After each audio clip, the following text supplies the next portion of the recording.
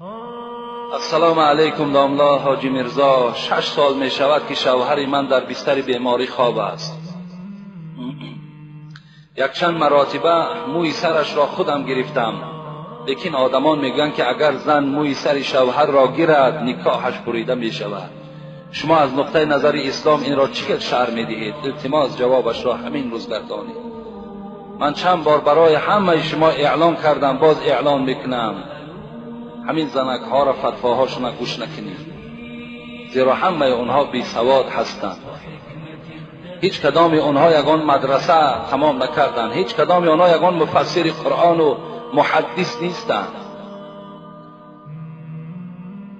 از این خاطر این زنی که موی سر شوهر می تراشد در حالتی که شوهر احتیاج به همین زن دارد، به خدا قسم در هر یک تار موی او تو 10 حسنات میگیری، در هر یک تار موی او. این احترام شوهر از همه بالاست. نکاح بریده نمی شود. پیغمبر خدا میگویند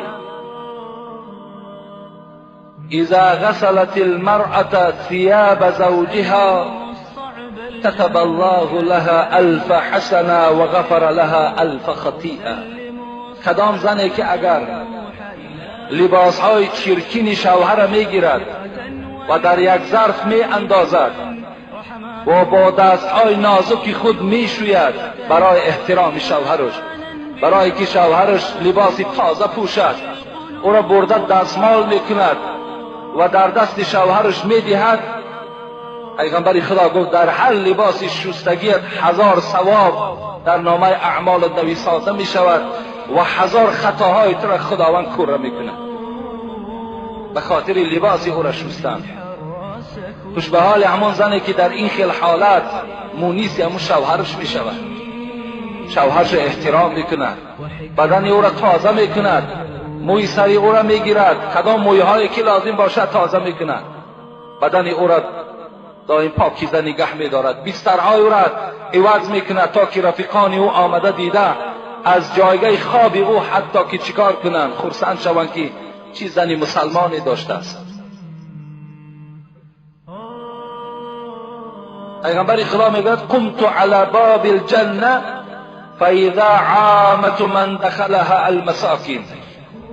من وقتی که شب معراج نزد در جنت بودم، نگاه کردم در جنت فقط فقیرها و مسکینها در آمده ایستاده، فقط فقیرها و مسکینها را خدا وارد جنت کرده ایستاده است.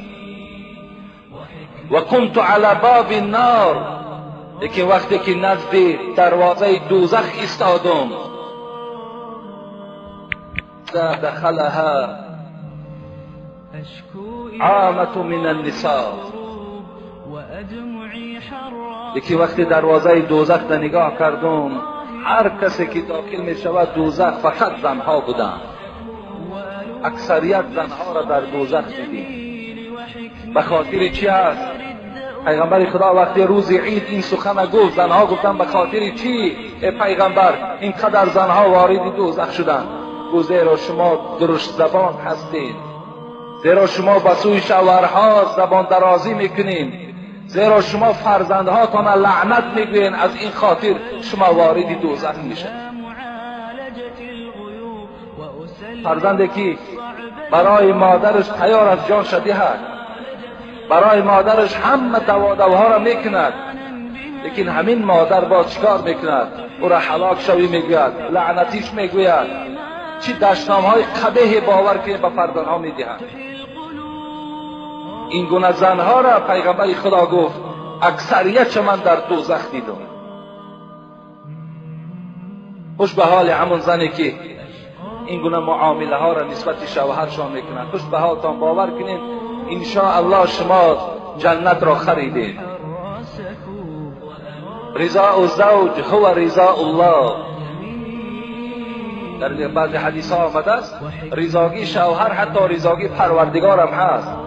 چه رضاگی پدر و مادر هم رضاگی خدا میگویند، برای زنها رضاگی شوهر هم رضاگی خدا میگویند.